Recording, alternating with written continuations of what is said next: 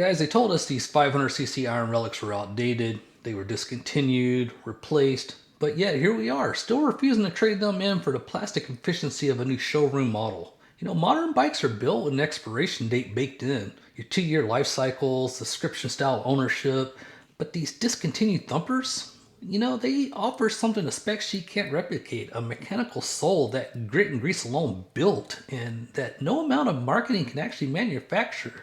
So why are real riders holding on? Well, that's what we're going to get into today. Let's start with the experience itself. So imagine kickstarting a 500cc single and you feel the whole bike just respond to you. A heavy flywheel, a rhythm you can predict, a machine that talks back to you. Now, take that and compare that to thumping the electric starter on a 2026 model. Sure, smooth, silent, but it's forgettable. And that's exactly the problem enthusiasts have with the new J Series and the 450 platforms. They're smoother, sure. More refined, absolutely. But smoothness isn't what people fell in love with in the first place. Guys, there's an emotional psychology at play here. Riders aren't rejecting progress for the sake of nostalgia. They're rejecting the idea that a motorcycle should feel like every other appliance in their life. The 500cc single isn't just a bike, it's a mechanical heirloom. It demands a partnership between man and machine, not a subscription service you renew every model year. Here's where it gets technical and where the discontinued 500 actually wins on paper, not just on feeling.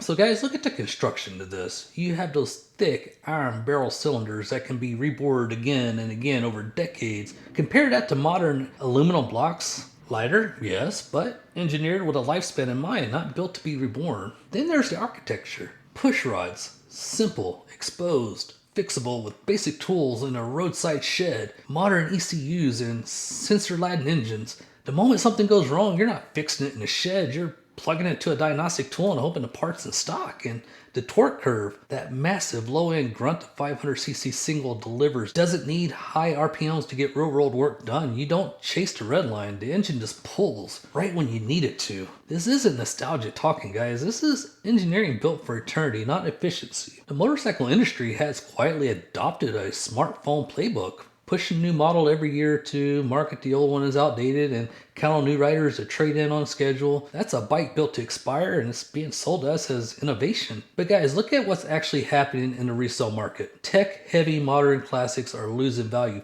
fast. Meanwhile, clean 500cc standards and Desert Storm models appreciating. Riders aren't just keeping these bikes for sentimental reasons. They're recognizing them as assets that hold their worth because there's nothing to complicate inside the fill. And guys, here's the part the industry doesn't want you to think about too hard. Strip away the riding mods, the traction control, the electronic nannies, and you don't get a worse rider.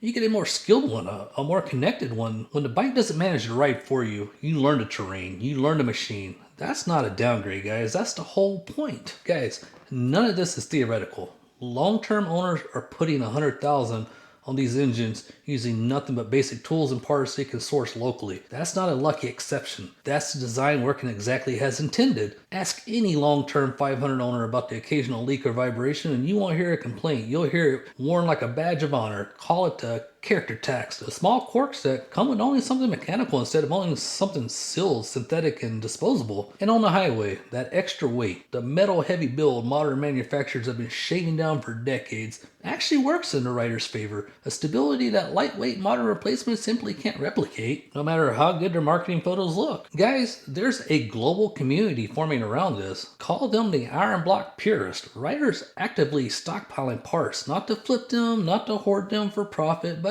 to keep these engines running for another 50 years. That's not a hobby, that's a resistance movement against an industry that wants motorcycles to expire. Because here's the real argument. Underneath all of this, a motorcycle should be a lifetime companion, not a lifestyle accessory you swap out when the next showroom model drops. So guys, here's my question for you. When did you choose to keep your 500cc keys instead of trading up?